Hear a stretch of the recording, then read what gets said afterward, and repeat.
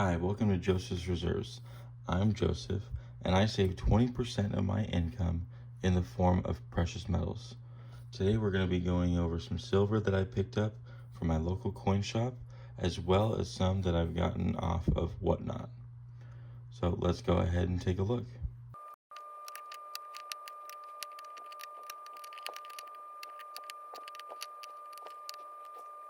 Alright, so I have committed to purchasing at least one dime, quarter, half dollar, dollar, and American Eagle every 2 weeks when I visit the coin shop.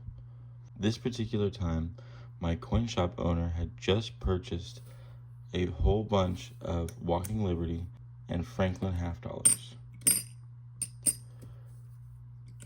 So while I was there, I decided to get 4 of each, as well as this one that was already drilled through, so that I might start wearing this as a necklace. Each one of these adds to my date run, so let's go ahead and take a closer look at that. I have my Franklin half dollar book here, and as you can see, especially in the later years, I've had a lot of problems with the Philadelphia Mint coins. These coins here I picked up, I believe, are all from the Philadelphia Mint. So here is a 1963 from Philadelphia.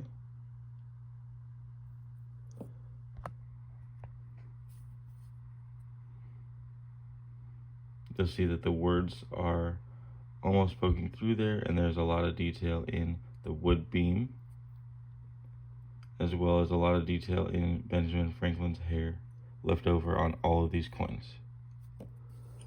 Next I have the 1961, also from Philadelphia. The 1960 from Philadelphia.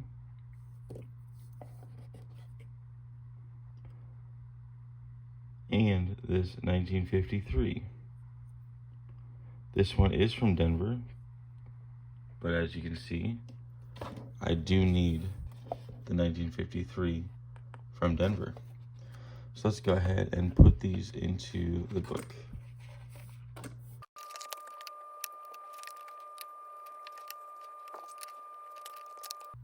And just like that, there's 4 more Benjamin half dollars in my book.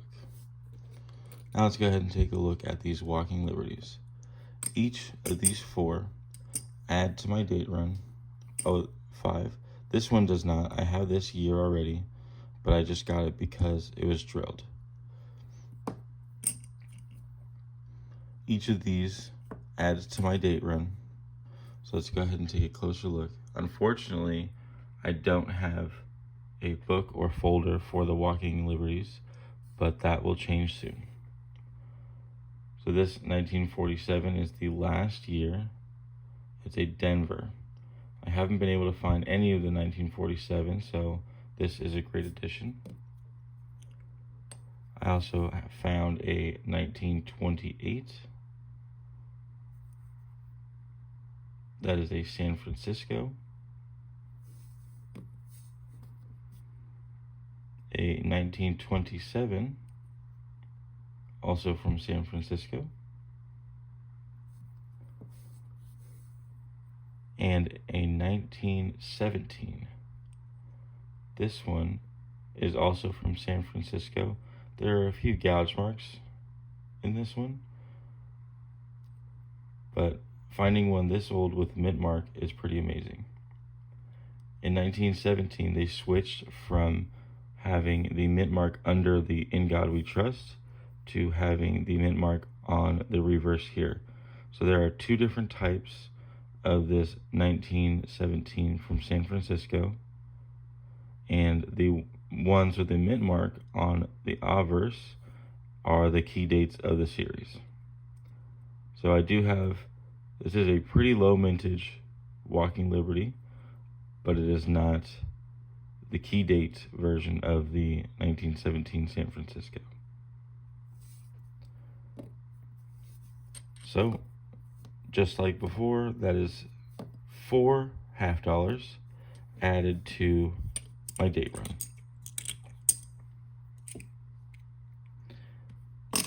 Next up, let's take a look at this dime. 1923 from Philadelphia. I do have a book for the Mercury dimes. So let's see, this 23 from Philadelphia will be going here. I wrote into this book, and there was actually enough so that everything would fit except for the key dates. So if I do end up getting any of the key date coins, I'm just going to set them aside in flips and have them separate from this collection. But anyway, we have this 1923 to add to our collection today.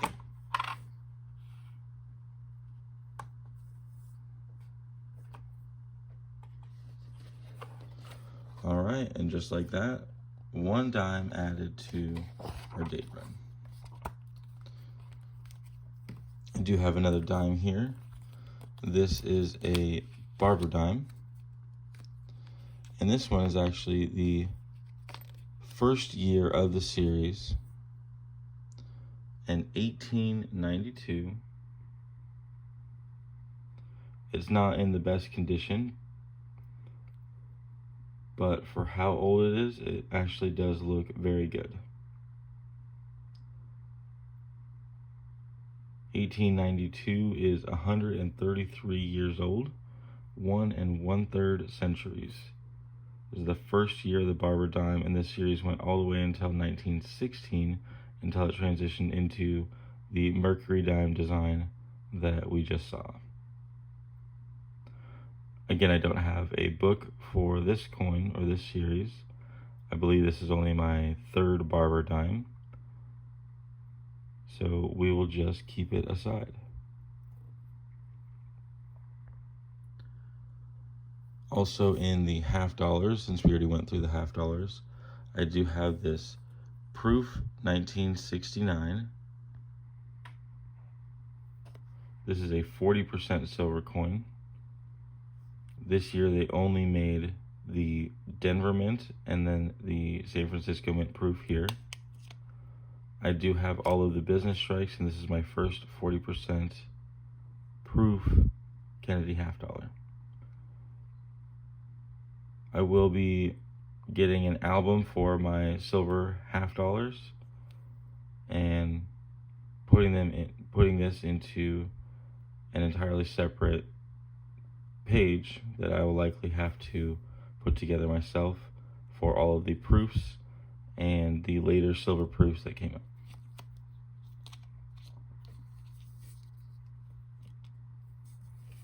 Next up, we have the quarters. I have here a 1954 from Denver and a 1957 from Denver. These both add to my book that I have here. So let's see how I'm doing on this collection. 54 and 57 go on this page here. So here's the 54 Denver and the 57 Denver. So for this date range, starting at 1948, it looks like we're doing pretty good. Slowly filling it out. So let's go ahead and add these two to my book. All right, and just like that, 2 added to my Washington series.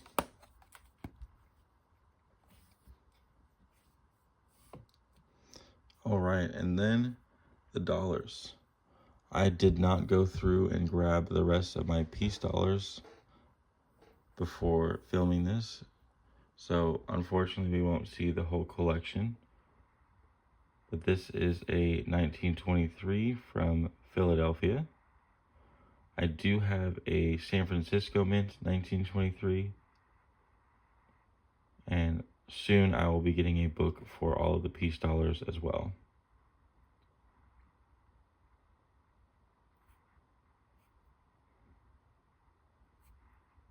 All right, this one will join our others without a book, just right here on the side.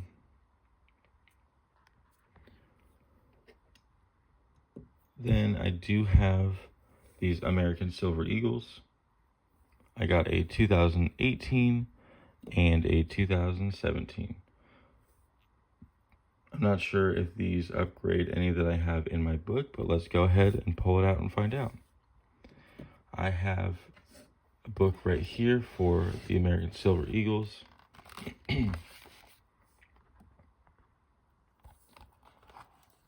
The only one that I'm missing in this book is the 2021 Type 1. As you can see here, the 2017 and 18 are in very good condition. It doesn't look like these are the years that need any upgrading. So I'll go ahead and set these two American Eagles aside, and we will add that to the tube that I have of American Silver Eagles. I also got these two foreign coins. This is the first of its kind that I have for both of them, really. But I decided to pick up this Noah's Ark Armenian 1-ounce silver coin. It is a 500 dram coin from the Republic of Armenia. And they put the dove with an olive branch and Noah's Ark. I've been wanting to purchase one of these coins for a while, so when I found it at the coin shop, I decided to just go ahead and pick it up.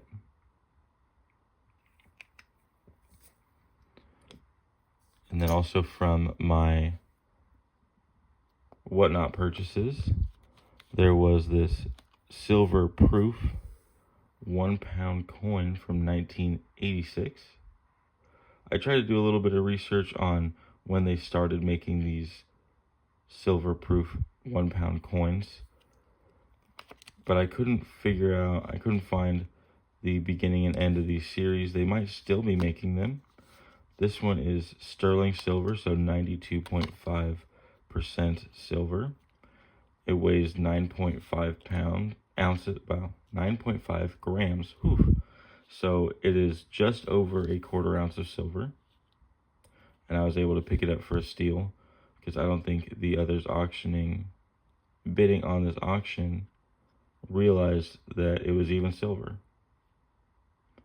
They were running this with a bunch of other foreign coins that may or may not have been silver, and the auctioneer was not announcing whether or not it was silver. So I picked this up for just a few dollars, and it was a really good purchase.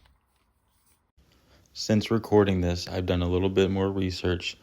One, I found out that this series started in 1983, and two, it turns out that they made two types of these coins. One was the regular thickness, and the other one was an extra thick. The regular thickness is a 9.5 gram coin. However, this extra thick one is actually 19 grams of sterling silver, making this just a little bit over 1/2 ounce of silver that I was able to pick up for just a few dollars. All right, other than that, from my coin shop, we were able to pick up a few clad coins. I picked up some Eisenhower dollars and some Susan B. Anthony's, as well as this commemorative $50. All of these I picked up for face value. So this little set here cost me $6.50.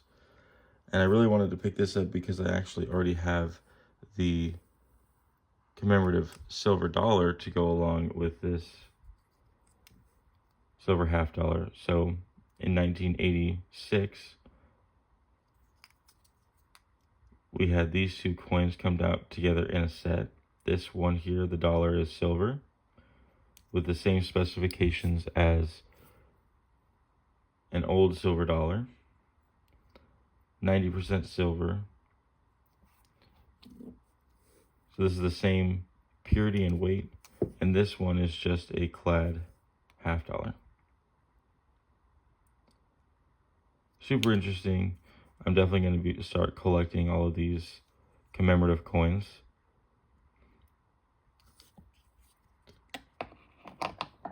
Other than that, I did get some Eisenhower dollars. I'm pretty sure each of these can fill a hole in my book. So let's go ahead and pull that out and find out right now. But before we do that, I'm going to show you real quick these Susan B. Anthony dollars I decided to pull out of his bag as well. He did have a 1979 near date or wide rim from Philadelphia. And you can see it on this one that is a San Francisco, but you can see how much narrower the rim is or more farther away the date is from that rim. They only made this one in Philadelphia. They tried to change the die and ended up not liking it and returned back to that more narrow rim in 1980 and continued with this narrow rim. So now I have all of the business strike Susan B. Anthony's, the Philadelphia and Denver from 1979, and the San Francisco, as well as this wide rim variety. All of them from 1979 are now in my collection. So I'm just going to go ahead and set this aside, and we'll add that to the coins later. All right, now for the Eisenhower dollar book.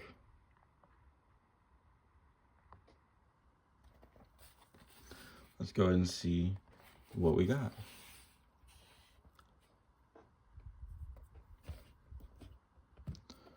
All right, so it looks like we did find the 1971 from Philadelphia. So that is going to be going in the book. I also have this 1972. This is also from Philadelphia, but if I remember correctly, this one has a few different types. So this 1972 from Philadelphia is the type 1. You can see on the Earth that is acting as a moon, there are 3 dots that make up the island, where the type 2 and 3 have different designs. Let's go ahead and see. I know I had a type 3 in here.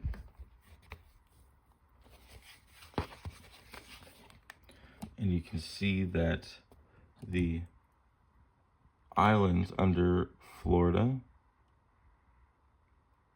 in this type 2, here we go, are a bit of elongated islands instead of the 3 dots there. I'm not sure how well that's coming across through this plastic, but just know that what I got is a type 1 that is going to be going into this slot here. I'm also going to be getting a label maker to write, type 1, and then on the back page here, where I have the other varieties, we'll go, 1971 Denver type 2, and then the 1972 Philadelphia type 2 and type 3. So we are filling this spot and this spot here so far. Next up, I have this bicentennial year from Denver. They had 2 different types of reverses for that year. And this book actually does have a spot for variety 1 and 2. So that is the Denver one here. And we'll go ahead and take a look at the reverse of this one. It's a little more obvious. It is in the lettering of the United States of America. So in the one we have in the book, I believe it is a type 2, and this is a type 1. You can tell that the letters are a little bit more thick and squared off in the type 1, whereas the type 2, they're thinner and more angled and pointed.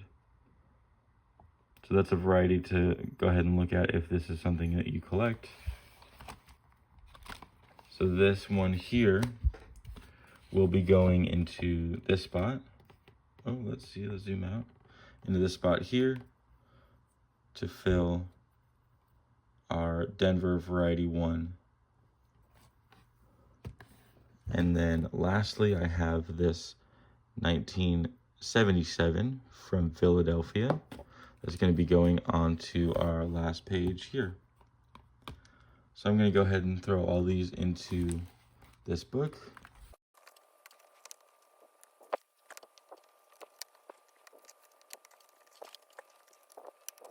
All right, and just like that, 4 Eisenhowers added to my collection. So let's see, we're missing 17, 18, 19 Eisenhower dollars left.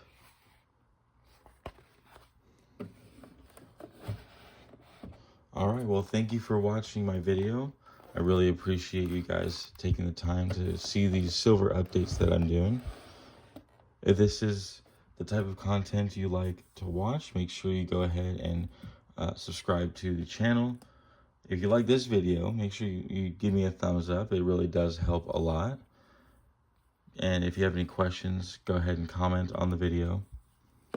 If you know anyone that might like something like this, make sure you share it to them so they can also see this video. But most of all, thank you for watching.